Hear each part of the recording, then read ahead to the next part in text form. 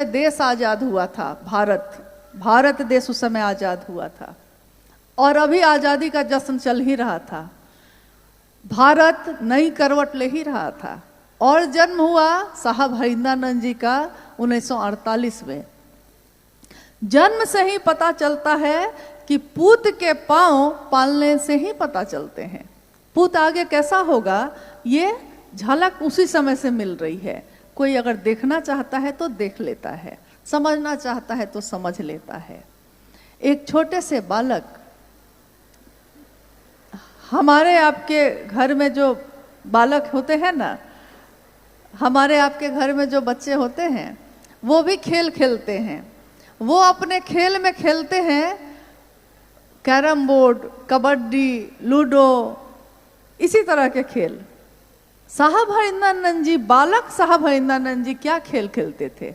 वो खेलते थे आंख बंद करके बैठ जाना और अपने साथ के बच्चों को बैठा के कहते कि आंख बंद करो, झूठ मूठ मंत्र पढ़ते और कहते कि अभी सोने का जहाज आएगा, सोने का जहाज आएगा, अभी मैं मंगवाऊंगा।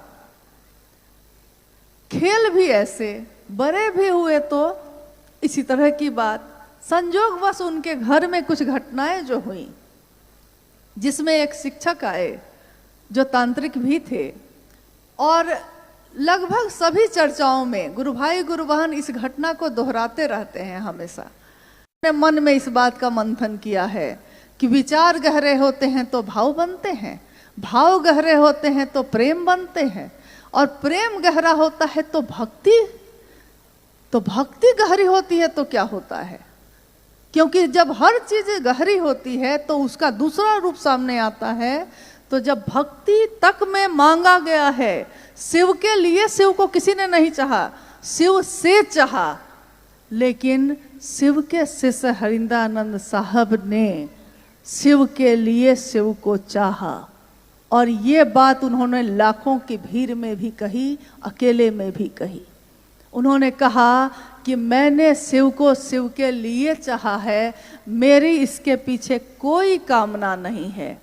न तो अर्थ धर्म मोक्ष और काम की है, न तो वित्तेषणा है, न तो लोकेशना है, न तो सम्मान चाहता हूं मैं, न मैं ये चाहता हूं कि कोई। देखिए भाई गिरिराज जी उस समय अपनी चर्चा में कह रहे थे कि साहब और दीदी ने कभी नहीं कहा कि मुझको पूजो।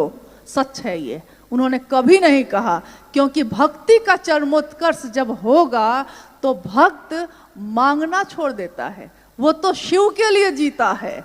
उन्होंने कभी नहीं कहा कि मुझसे मिलो, उन्होंने कभी नहीं कहा कि मुझको पूजो, उन्होंने कभी नहीं कहा।